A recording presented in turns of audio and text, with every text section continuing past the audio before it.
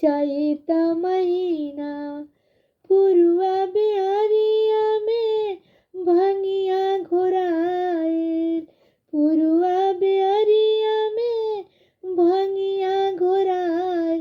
हर घड़ी मन रहे मधुआइल, बिना बाते हुलासेल मनवा हो रामा, बिना मने हुलासेल मनवा हो रामा।